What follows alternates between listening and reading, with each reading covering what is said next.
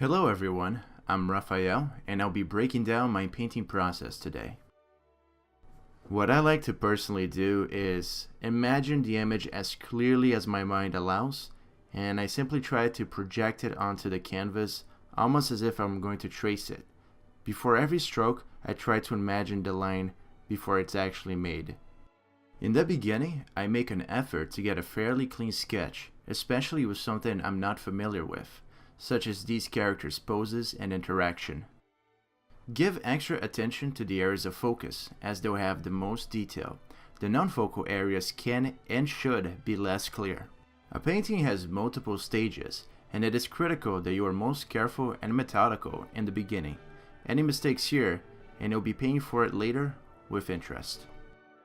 During the sketching phase, you're able to quickly establish composition, shapes, and volume without having to juggle color and value on top. You'll also be able to make modifications and fix mistakes significantly easier if a line drawing is all you have to worry about. Don't rush through these stages, and enjoy them. Every level needs your attention and care. Once the sketch is done, you can focus solely on value and color, as you already mapped out the shapes of the image. Please understand that a clean sketch isn't 100% foolproof. You'll notice mistakes later in the painting that you wish you saw earlier. However, you've just avoided 10 times the amount of work and reworking you have to do now due to being diligent with your sketch. You may be thinking, But Raphael, many artists can go straight into a painting without sketches. yes, but more often than not, those artists are usually painting something they've done a million times already, which is usually a portrait with a simple pose or landscapes, which is usually more forgiving when it comes to proportions than a face. Long story short, if you haven't done your subject that many times, pick up that pencil brush. You'll also notice that the image makes a triangle shape in the middle. Your eyes should be following the sword to the girl's face, then down her arm, to the guy's face, down his lapel, back into the sword again. Keep your viewer's eye circulating the image with implied lines. Flowing images are pleasant to look at, even if the subject matter seems less happy. I never paint just in black and white first, and then add color.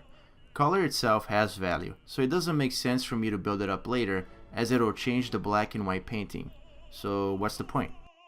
Rather, I build up the colors relatively gray and choose more saturated colors for the areas of focus. I also like to sprinkle a little bit of color variations and texture as I go along to keep the image from looking digital and sterile. The area of focus gets most definition and contrast, while the edges of the painting is more gray and closer in value. This will keep the viewer's attention where it needs to be. Never make a painting where everything is clearly defined, as it doesn't give the viewer's eyes a place to rest, and it gives them a chance for their mind to fill in the gaps. At this stage, I'm constantly reworking the edges, textures, and value and color to get an effective image. It's all about edge control. So we're just gonna watch the rest of the painting now. I don't want to overload this video with too much information, but that's the main idea, and enjoy the rest of the video, guys.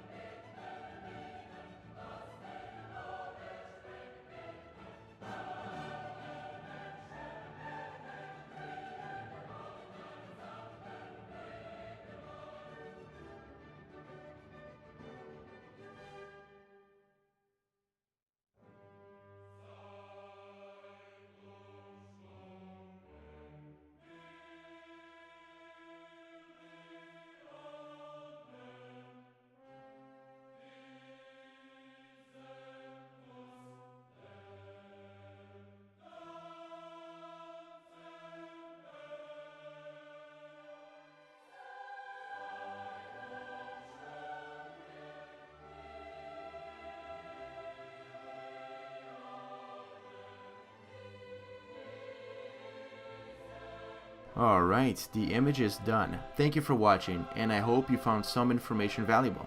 Take care, guys.